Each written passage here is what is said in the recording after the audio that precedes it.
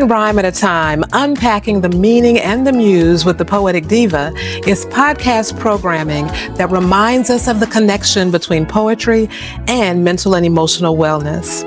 This program has been brought to you by Rhyme and Chat Interactive Poetry Organization, thanks to the financial and technical support of the Lyndhurst Foundation, Arts Build, Common House, Noble Success Strategic Group, and Gold Nook Publishing. So whether you're a poetry enthusiast or simply someone seeking inspiration and understanding, join us as we unravel the threads of creativity and introspection, one rhyme at a time. Welcome to the conversation.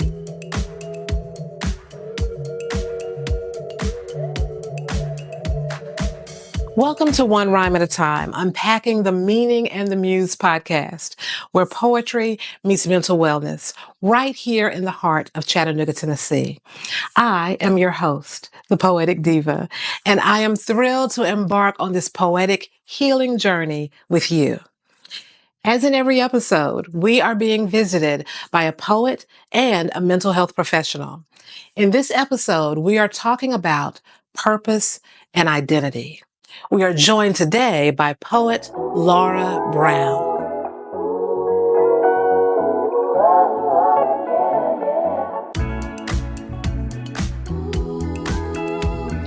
Laura Brown is an author, teacher, speaker, publishing coach, and creative strategist. She is the owner of the Right Womb Incubator, where she helps aspiring authors create literary legacies and unleash their inner superhero through writing. She is the founder and coach of Wells of Truth peer-based Bible coaching group, where she teaches students how to study the Bible using diverse techniques. Laura's humor, quick wit, and creative delivery style keep listeners engaged with the message and connected to the messenger. As a wife, mother, grandmother, and Air Force veteran, Laura offers a well-rounded view of modern-day issues. Not one to shy away from taboo topics, Laura has been described as transparent, shocking, entertaining, and raw. She has a heart and a gift for helping her audience discover their purpose and unleash their potential. Laura's ability to present her message in straightforward terms will transform her audience's mindsets, challenge them to conquer excuses, and equip them with a strategy for success to inspire them to live victoriously. Laura is a native of Toledo, Ohio, and now lives in Chattanooga, Tennessee. She is married to retired Air Force Chief Wayne Brown, and they have 3 children, 3 granddaughters, and 1 grandson. She enjoys all things creative and planning Pop and Nana surprise adventures for her granddaughters. Join me in welcoming Laura Brown to One Rhyme at a Time. And we will now hear from Laura Brown as she shares her poem with us, My Muse II, Reconciliation, on One Rhyme at a Time. Our split was quick, silent. A hot blade through ice cream. 20 years melted. I drifted, ashamed. She no longer fit my new, born-again life in that old-time religion, full of rules, don'ts, and do's. You can say this, never say that. So I cheated with artificial inspiration, like painting by the numbers instead of the heart. Exchanged the untamed, exotic unknown for docile ink pecks of expected meter and perfect rhymes. She sat on the shelf of my rejection. Dust mites dancing in the light, her only companions. Her once glitzy garment glittering like morning dew, now muted by neglect's cruel light. She waited like a flower awaits spring to bloom, whispering my name, sobbed, a mother's lullaby, ensuring her voice remained tattooed on tendons, muscle, flesh, and bones, a poetic promise engraved on stone. My pen howled her name, Leora, Leora, Leora, like a wolf under night's pregnant moon. She soared from her dust-ridden shelf like a mother sparrow to rescue me from the blank page, praying on my barren womb. No prayer to save me. She never asked for apology or excuse, content with the intent to dance once again with my pen, each stroke a step in a silent salsa. Our words sprawled across the page, wildflowers and untamed metals. The scratches of my pen glistened, line upon line, the afterglow of makeup sex on ink-stained sheets of paper. So, Laura, thank you so very much. Let's give her a round of applause. Thank you so much for being here with us. So, let me start with the obvious question. This particular poem is entitled My Muse II, Reconciliation. So, tell us about My Muse I and how we got where we are now. Well, my Muse one was explaining the breakup in depth and how it happened. And then my Muse two was the reconciliation 20 years later. And the poems weren't made 20 years apart, but the reconciliation happened roughly 20 years after that. I got to stop writing for 20 years. So, what was the thing that got you to where you actually put pen to paper to write this poetry? Actually, it happened in 2016.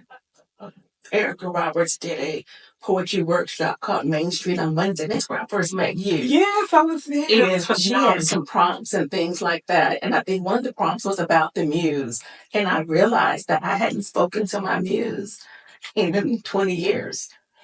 And so that kind of inspired that, I could, pinpoint the breakup and, what happened and things like that. So it was during that workshop that kind of reawakened her. There's a line where you say, I cheated with artificial inspiration, like painting by the numbers instead of the heart. Expound on that. So what happened was when my muse became silent, and this is a sad thing to say, was when I got saved and got into church. And so my writing before then was just, once again, untamed. I was just, evocative, provocative, and things like that. And then you come into religiosity with, like, say, these rules.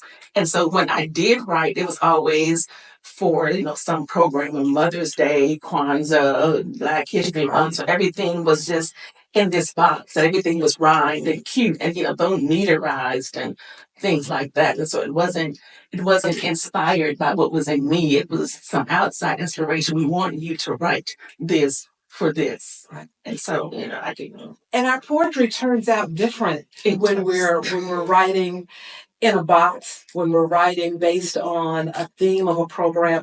Doesn't mean that it's still not good and powerful and impactful, but it's different when it's in that aspect as compared to coming from the heart. How does it feel? How do you know that you're truly writing from the heart? When I get to the point where I don't care what people have to say about it. I'm in this master's program focusing on poetry, and I'll be finished actually this Sunday is my completion of my thesis. But like, sure, there was one moment during one of our workshop reviews where someone had reviewed my poem. And she's like, oh, it was great, the rhyme, the alliteration, blah, blah, blah. But, it's just that one little word. I used the F word or something. And it angered me that I started to type back and I said, no, because I understand who I am. But she was trying to get me to bend into who she was. Right. But because during taking this master's course, I really became solidified in knowing my voice, knowing my style, knowing what works for me. And so I just said, thank you. I'll take it under advisement. And, knowing that who I am. Yes. That this is what I'm writing. And because I know my identity now, my muse's identity, yes, and my identity, and how we work together, I'm okay with criticism. I'm okay with people saying, oh, but you should change this. Sometimes it's good advice. But sometimes it's like, no, that's your voice, not my voice. There is so much freedom. It is. That comes in that, to where you're able to stand flat-footed and firm, and unapologetically write and express yourself. Right. So your journey to getting there, what was that like?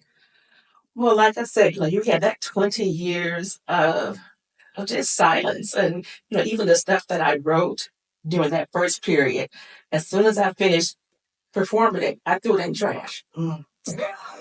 Because I knew it wasn't really me. Its purpose had been served and it was done. Exactly. Its purpose had been served, but my purpose hadn't been served. But the things that I wrote before that, I still had those in my notebooks. And so it was during that workshop, I was able to go on that shelf, find those little notebooks and say, okay, yeah, this is what I used to write like. This is Leora, my muse's name.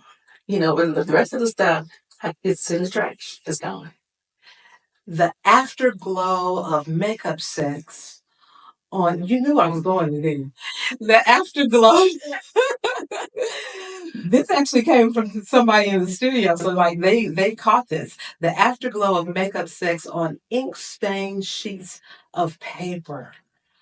That draws such a vivid picture. Tell us a little bit more about that line. Well, if you think of the passion that one has to have with their muse, and even the idea of, well, her muse is female and she's a female, or you're talking about, you know what? Once again, I know her name. Right. And so it's not even, a sexual gender type thing. It's just who she is.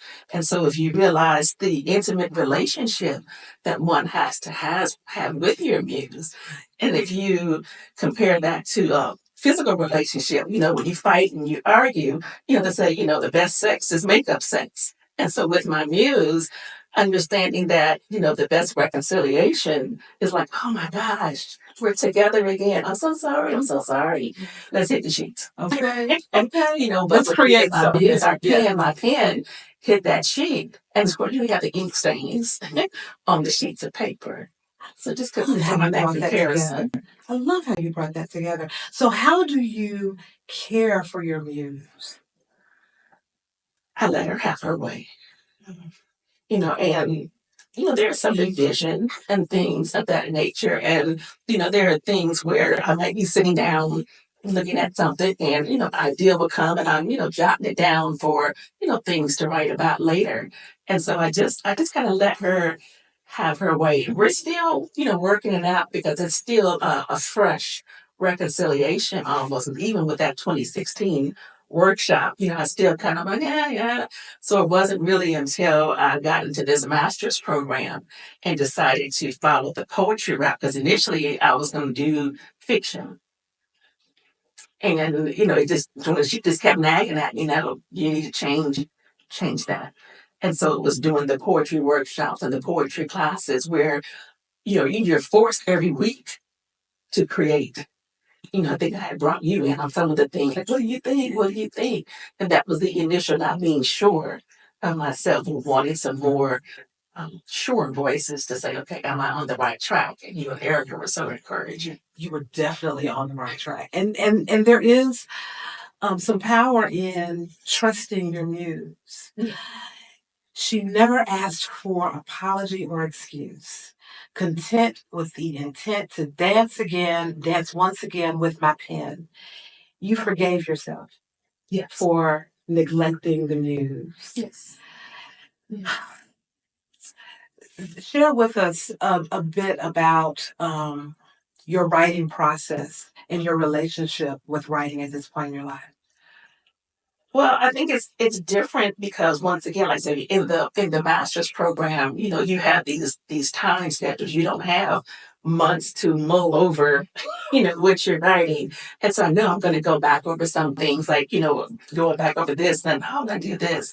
But I think, for me, it's just initially getting everything out on paper, not worrying about, spelling or rhyme scheme or, literary devices or sound devices, just getting that thought out there. And typically I know how I want the poem to end. I know kind of where I'm going.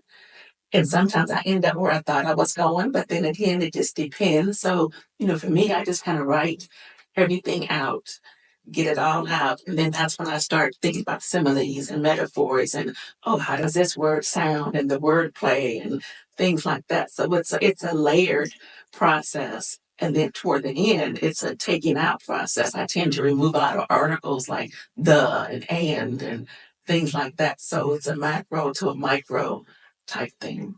Have you even found yourself going back to some of the poetry that you wrote in early years and revising any of that? Or are you one that just, once it's written, it's done?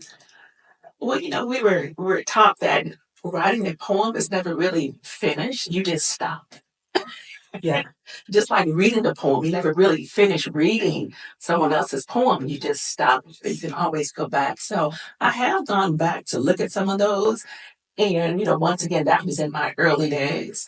And a lot of them, rhymed and things like that. So actually, this poem here came out during, like I said, the 2016 workshop. And so I was able to go back and rewrite some things to actually submit it for my thesis. Where does the name Lenora come from? I was just looking up, once again, Google, what are some names for some muses? And this one just kind of popped up. And I was like, wow, it's so close to my name. And I think what it meant was beautiful or powerful or something like that. So I was like, that's just perfect because it was so close to my name, as my muse should be close to me. Very good. Are there any parts of this poem that you would like to tell us a little bit more about? Any of the wordplay, any of your word selection? You talked about the cheating with artificial inspiration, but I really love that. And so it's like painting by the numbers instead of by the heart. Because we've all done those paint by number horses and things like that, where one goes here and one goes here. And that's just what it felt like. I was just checking off the boxes. But a true artist, don't need the lines and the numbers. And We're offended by them. We're yeah, offended by the we lines. are. We are. And even within poetry, you have different forms and things like that. And it's good to know those forms. It's good to know the rules of a sonnet or a sestina, but you know them and then you can break them. And I'm not really fond of having to write in a particular form. To me, it's just too much structure for me. I prefer the free verse, but I can write to get that grade, you write what you write. That's true. That's true. Get the grade. So, how would you describe your writing style? I think my writing style, well, once again from the reviews, is evocative. I use a lot of imagery. I use a lot of sound devices. I love alliteration. I love assonance and consonants. I just love the sound and the wordplay and things of that nature. So I'm always looking for ways to, get those mouth sounds in and things like that. So I tend to use humor a lot, especially if the subject is deep or a grave subject. I try to lighten the mood with something humorous. And so there's levity and gravity, mixed in. And like with my thesis, I titled it Hugging Midnight in the Morning. It's a journey of love, pain, and finding the light that remains. So even though there are some traumatic poems in there, there's always that thread of light that's running through the entire collection where I talk about death or grief or, losing my mom or toxic relationships. There's always a sense of victory somewhere in there. So, I'm always looking for that thread of light. That is beautiful. So, if somebody is wanting to get in touch with you, how can they connect with you? Well, my email is coachlaurabrown@gmail.com. You can go to my website, www.coachlaurabrown.com. If anyone wants to schedule a meeting with me, I do help people write and publish things. And so if you need some hand holding or assistance for that, I'm just open to almost anything. And now that I'm finished with my courses, I'm thinking about doing a monthly meeting for those who want to study poetry, as far as being able to read a poem and pull out all of those things. And I created a journal just for that because I couldn't find one on the shelves. There are a lot of book review journals for book clubs. I'm like, people study poetry too. There was nothing, but there is now. That's what, sign me up. Go and put my name. Go and put my name down. Sign me up because I'm very, very interested. Laura, we thank you so very much for your time and for sharing with us. Thank you so very much for being here. Thanks to Laura for sharing. So thanks to Laura for sharing her poem, My Muse II, Reconciliation, and for giving us a deeper understanding behind the meaning and the muse of her poetry. The overarching theme in her poem. Now, the overarching theme in the poem was honoring identity and your purpose, and protecting it and honoring it. And we're going to talk about it. But before we do, it's important that I remind you that this podcast is not a substitute for therapy. It is a conversation. It is intended to help remove the stigma of having meaningful conversations like the ones that we're having today. We encourage you to always seek the advice of a physician or a qualified healthcare provider with any questions that you may have regarding your mental, emotional, and physical health. Now, with that being said, before we do, let's move forward and have our conversation about purpose and identity with Dr. David Banks. It is a conversation, and it is intended to help remove the stigma of having meaningful conversations like this and to provide some general information. Always seek the advice of a physician or qualified healthcare provider with any questions that you may have regarding your mental, emotional, or physical health. Now, with that being said, let's get a better understanding of purpose and identity with Dr. David Banks on one rhyme at a time.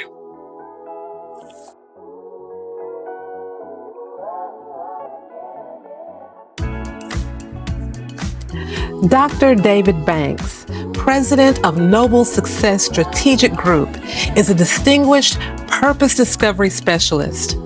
With a wealth of expertise, he holds certifications as a speaker, trainer, coach from John Maxwell, as well as being a certified professional coach, certified neuroscience coach, success coach, and accomplished author. He is a certified entrepreneurship and business coach. Dr. Banks specializes in cultivating relationships, fostering success, nurturing leadership skills, and inspiring motivation and purpose discovery. He captivates audiences ranging from government officials to corporate executives through engaging live and virtual trainings across the globe in countries like the United States, India, Trinidad and Tobago, Pakistan, Australia, Belgium, Africa, and the Philippines. A 2 Amazon International best-selling author, Dr. Banks has collaborated with luminaries like Les Brown and Dr. Cheryl Wood. Beyond his professional endeavors, he finds joy in painting, running half marathons, and indulging in golf. Residing in Chattanooga, Tennessee, Dr. David Banks and his wife, Lady Sylvia, are proud parents to 3 children. Join me in welcoming Dr. David Banks. Banks, we thank you so very much for this time. Let's welcome Dr. Banks.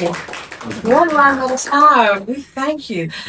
So we just got through hearing from Laura. She shared an amazing poem with us. And she also shared her story about her journey as far as identifying her muse, her purpose, her identity. And I'd like for us to talk about that a little bit. So if it's okay, let's start with giving just a definition as far as what is purpose and what is identity. All right. Well, purpose is the simplest form is understanding the original reason of why you exist. That is purpose. Everything is created in purpose. One of the principles that I share before anything can be developed, the purpose had to be discovered first. You don't create anything and then sit back and say, well, why did I create that? That's going against things. So purpose is always understanding why it needs to exist. Why is because purpose is the ingredients to create the product. So that's why purpose has to come before you develop the product. Okay, and purpose allows us to move and make decisions with intentionality. Very much so. Very much so. And as far as our identity, what exactly is that? I would really define identity is your original design. Mm. So many times people form their identity based on what they have been through, but your identity really develops before you were ever born. So that is one thing that I really want to help people because, in counseling and coaching people, the reason the problems they're having is because of things they've been through.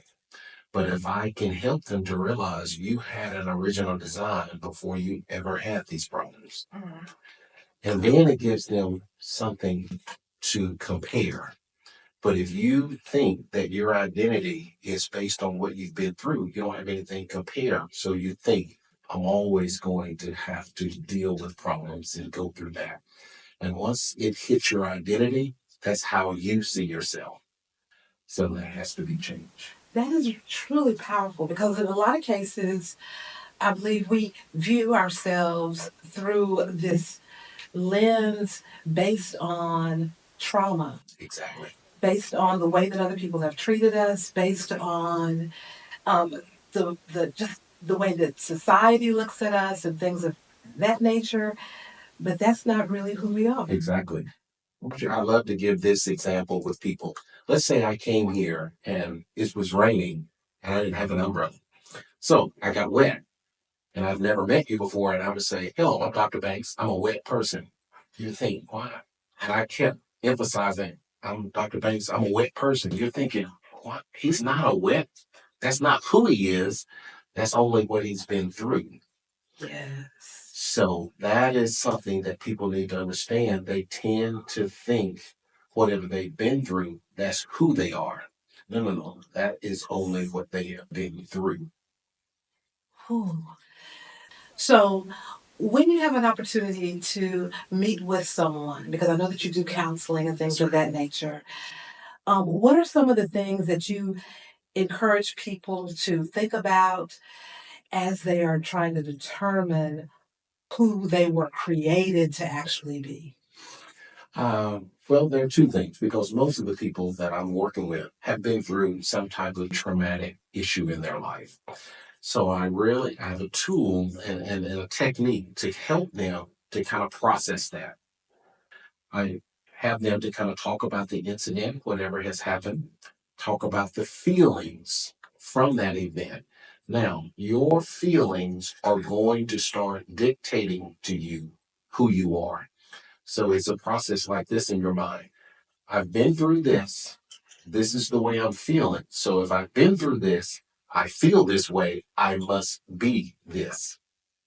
And that's what your mind is saying. So if I was molested when I was young and I'm feeling shame, I'm feeling ugly. All right. So this, you're going to conclude, then I must be a mistake. I'm not good enough. And that's where that label comes. And that's what people start to form their identity. I'm not good enough. Yeah, so how do we break that cycle? How do we come out of that? Well, first, you have to understand that's how it's happening. And then start helping people to understand. All right, before the incident, there's this word called original design. See, that came before because most people, they only have a memory of this, what happened.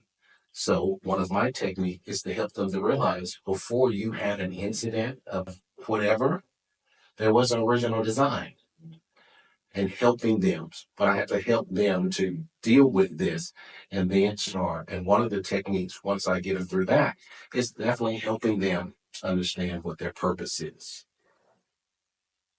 My mind, as I'm listening to you talk, my mind goes to my daughter. So when my daughter was 1, 2, 3, 4 years old, she was a social butterfly. She was the loudest one in the room, very loving and running up to people and never met a stranger and compassionate. And no shame. She was just bright. When she hit about 7 or 8, I started seeing a change where she kind of like started to cocoon a bit and kind of soften herself.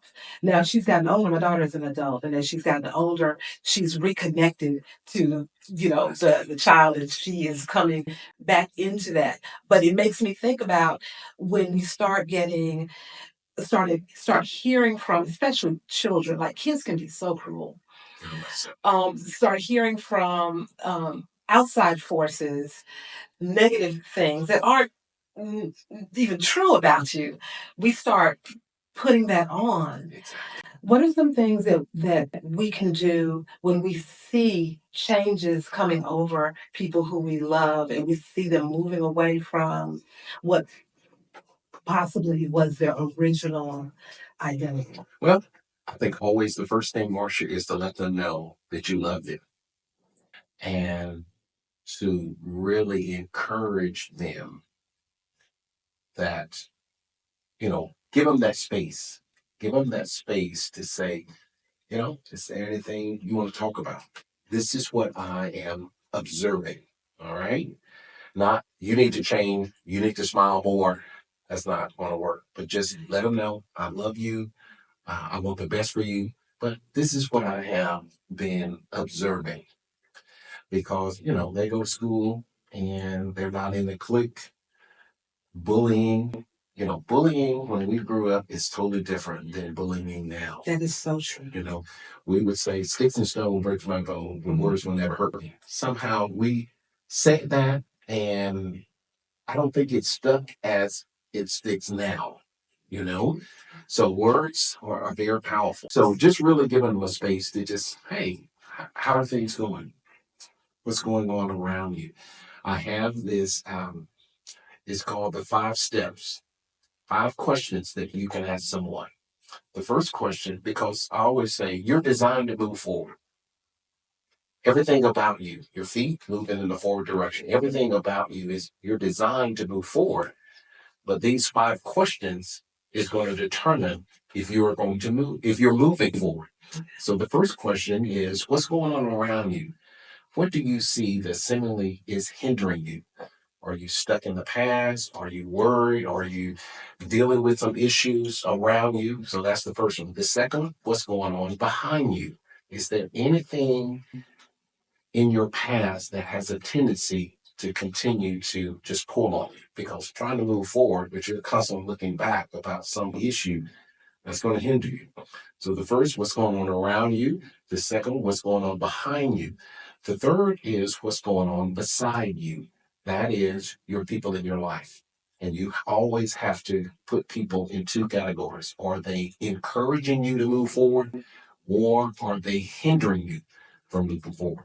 And you got to make that distinction. The fourth question is what's going on inside of you. And it's important to ask, what are you feeling on a pretty much any given day? And just let them just share. Once you give them that space, they're going to tell you the truth. I'm mad. I'm upset. All right. That's some key information.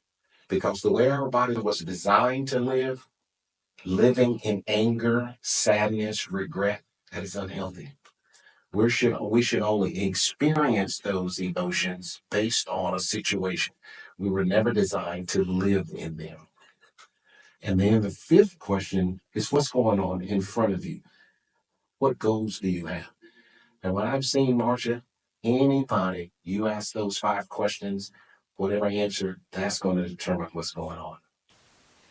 So our purpose and our identity, it has a tendency to change over time though, doesn't it? Well, the technique that I do is your purpose is big enough where it can be developed in different things. When I discovered my purpose 20 something years ago, I created 100 ways to live it out. So my purpose is still the same, but in seasons, I'm doing this and this. So it's just like a dog. A dog has a purpose, all right, but it doesn't change. He's still a dog. A flower, a rose, the purpose of a rose, it stays. So I always encourage people to really understand your purpose is always going to be intact, but it can take different forms, different seasons. So, this is a question actually from our studio audience.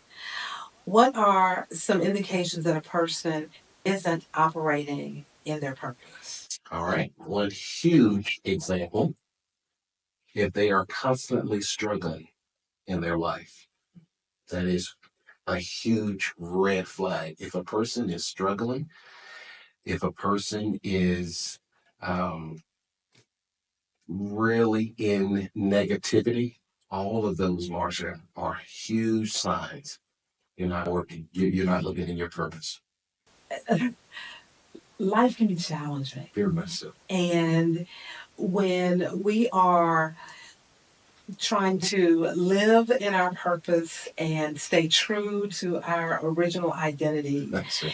and we are still getting inundated with negativity around us, what are some coping skills? What are some tools that we can use to assist us in staying true to and protecting our identity and our purpose? I always think the biggest thing, Marcia, is really having some time of reflection.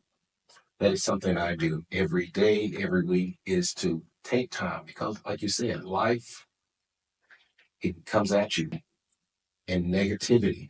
But if you always take some time to just reflect and ask, who am I? And understand the way you were originally designed, everything inside of you has the wherewithal to deal with whatever is around you. I'll say that again. Your original design, you were originally set up. Whatever is inside of you has the power and the wherewithal to deal with whatever is around you. So once you understand that hey, this is coming at me, this is coming at me. Wait a minute. The way I'm originally designed, I have the wherewithal to deal with it, to confront it, and to get through it. Because whatever you don't know what's inside of you, whatever's around you, can really get to the point where it can control you. And I will tell you, this is one of the reasons why I believe that it's so important to have counseling, to have therapy, to have someone, especially a professional person, to be there for you, because they will be able to kind of identify things when we're getting, pulled astray, and then also remind us of those things. Because as I'm listening to you, I'm like, oh, I need him to just play in my ear every once in a while, just remind me of some of those things. So if people are needing to get in touch with you, what is the best way? Noble Success Group. D as in David, B as in boy, B as in boy, IZ at gmail.com. So Noble Success Group, DBBIZ at gmail.com. So they can email me and I'll help them in any way I can. We thank you so very much for your time and for your wisdom and your expertise, and for assisting us in identifying our purpose and our identity and also protecting it. Thank you so very much for your time.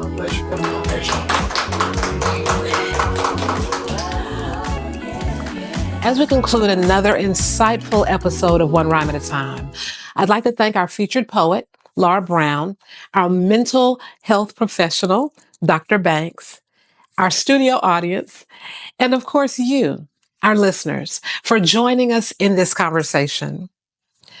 Ralph Waldo Emerson said, "The only person you are destined to become is the person you decide to be." Laura Brown, our guest poet, had to reach a point in her life where she decided to reconnect with her muse.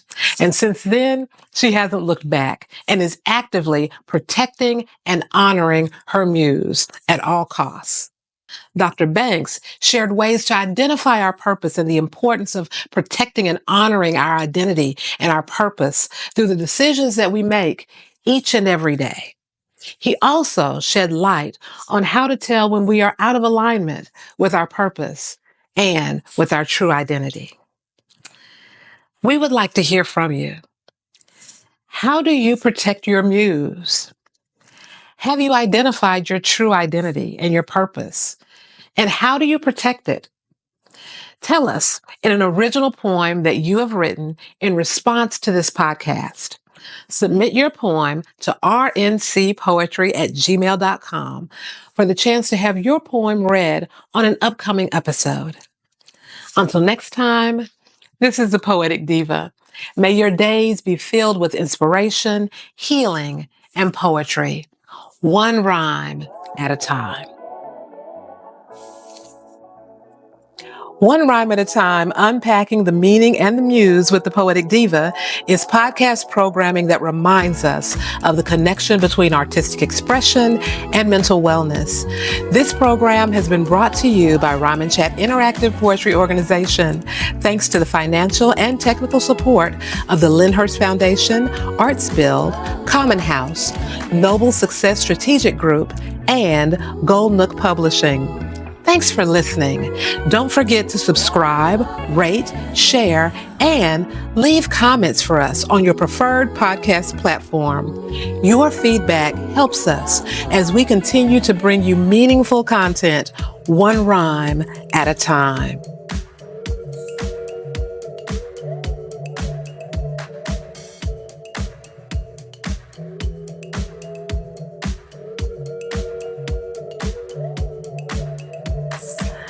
I have some exciting news to share. Rhyme and Chat Interactive Poetry Organization was recently honored by the city of Chattanooga with a very special recognition. The city officially proclaimed the second Saturday of April during National Poetry Month as Chattanooga's Rhyme and Chat Day. This day has been set aside for the entire community to come together and celebrate interactive poetry and creative expression. And we showed up in style. We kicked things off with Poetry and Punchlines, which is a high-energy event that blended National Poetry Month with National Humor Month. It was an exciting, interactive open mic where everyone was encouraged to show their funny side and to bring the laughs. And trust me, they did not disappoint. Thank you to everyone in the community who showed up to support our kickoff event. Next, we headed downtown to the Chattanooga Library for the Ekphrastic Writing Workshop led by the incredible Gemini Fox, a spoken word artist who came all the way from Tampa, Florida.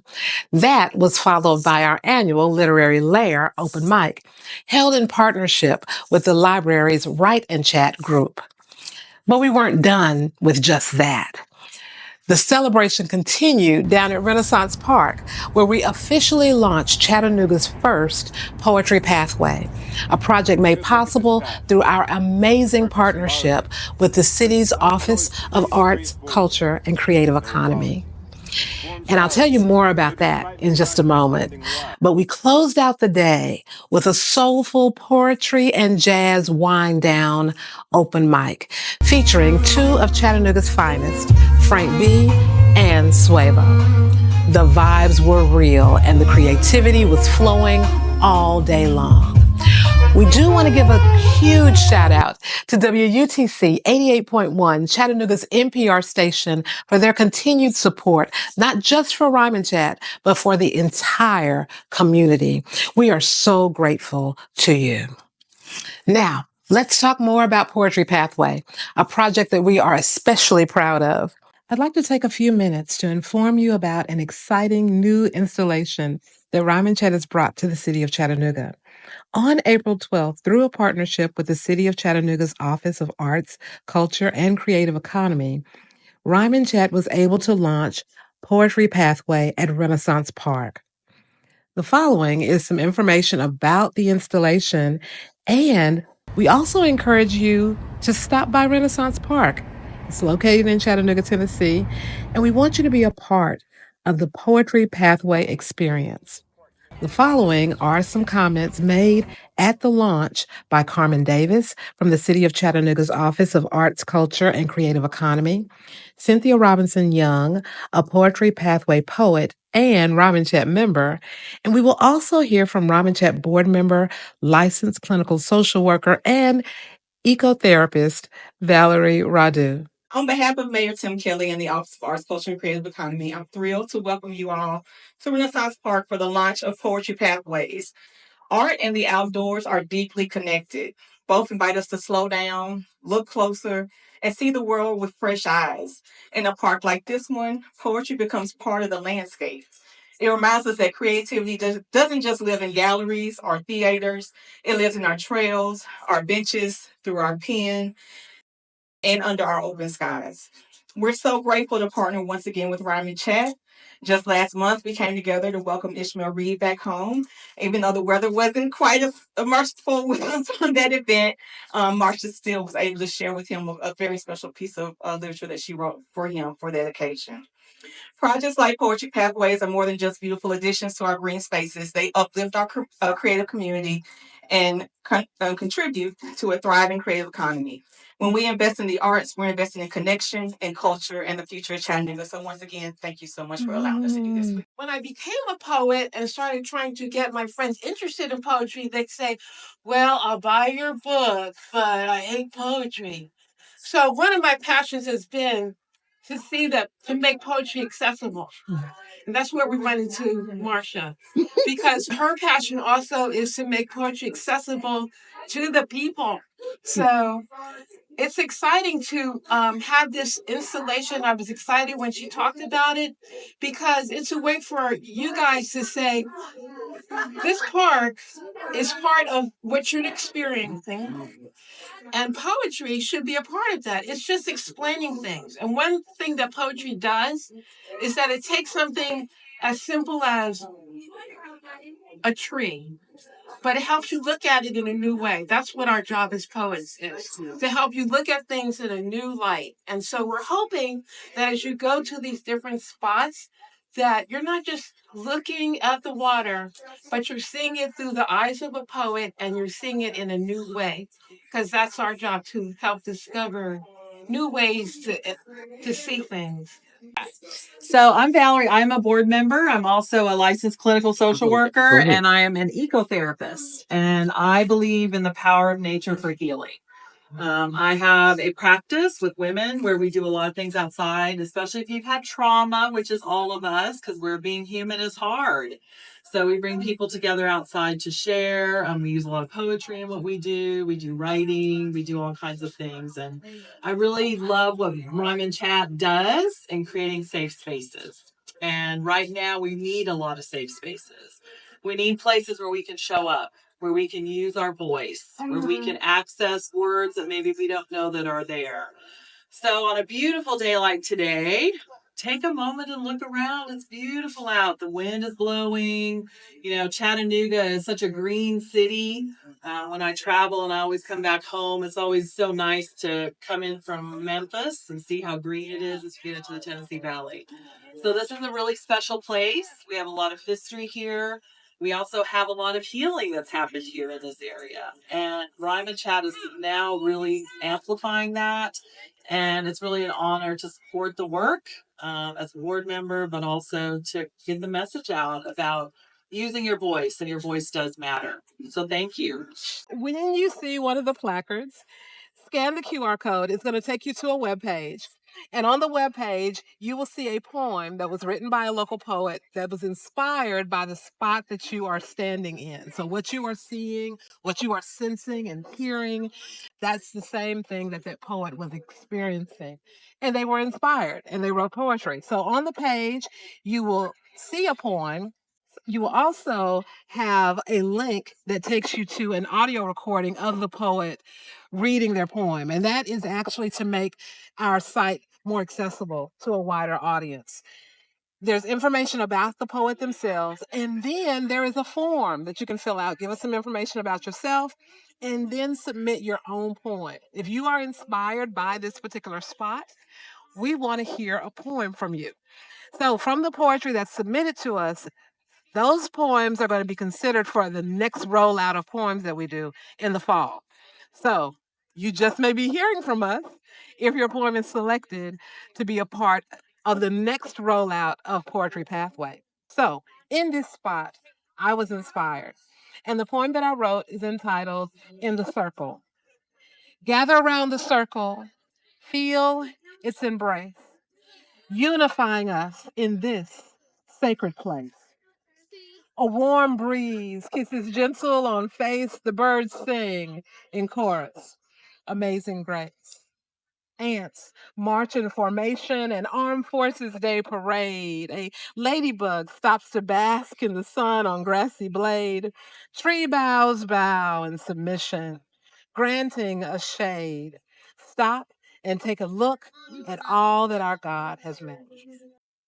Face to face, shared breasts of humanity, shoulders heavy with history's weight, dreams of unity, acceptance, and love without judgment stand across invisible walls built on assumptions and shades of skin. The weight of this moment presses upon us like a wool stuff patchwork quilt.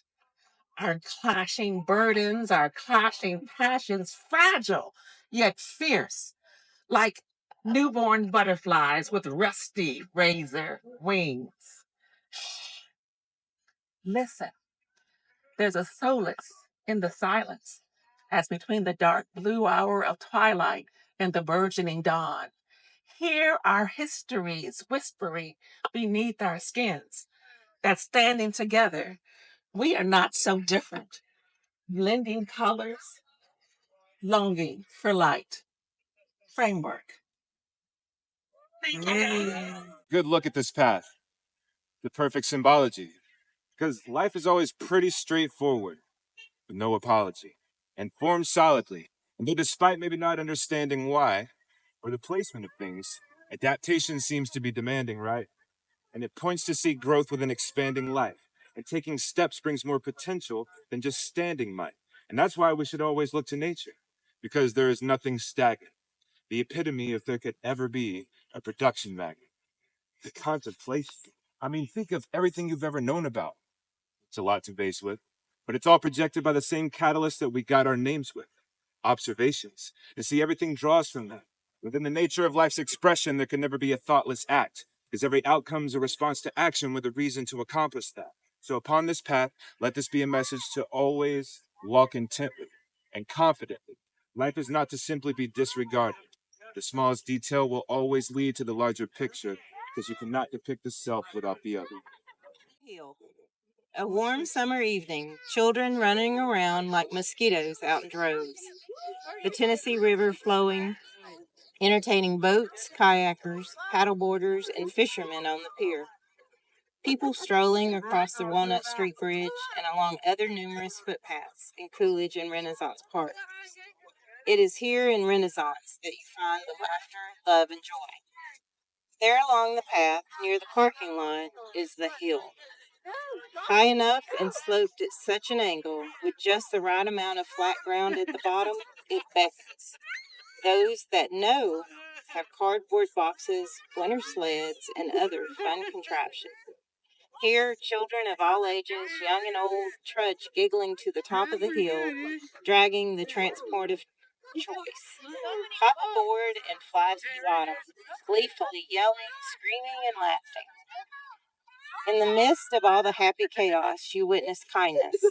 Those with flying machines happily handed off to the stranger standing near, a child with tears in their eyes because no one knew. As tears dry as a new friend offers their raggedy cardboard box, grabs a hand, and says, "Let's go. Race you to the top." Zoom, here they soar, beaming from ear to ear, happiness in the air. A shadow across the horizon, the chasm overwhelming and unyielding in its expanse. Were we meant to cling to the fragile threads of what we knew and anchor ourselves to the familiar, fearing the unknown tides? Some began to question the sanctity of our ways we eulogized. The other side had their own, and they seemed to thrive as well. Was there merit in our unwavering belief in the supremacy of our ideals? Or was there wisdom in extending our understanding of others? Ironically, trouble brewed as the other side began to flourish. We noticed a mosaic of diversity, a melody of contrasts in their ranks, a harmony with differences working hand in hand through triumphs and setbacks. But the question remained, what was the catalyst of their success? A gentle shift in thinking of once rigid thoughts took hold among us. What wisdom had they unearthed? What truths did they hold? Rumors whispered of walkways and channels opening between them and others, pathways leading to places vastly different from ours. Slowly and tentatively, the brave emerged, trying to gain momentum. A few even trying to reach out to the other side for the very first time. Tentative steps were heavy with fear and hesitation, until one day contact was made.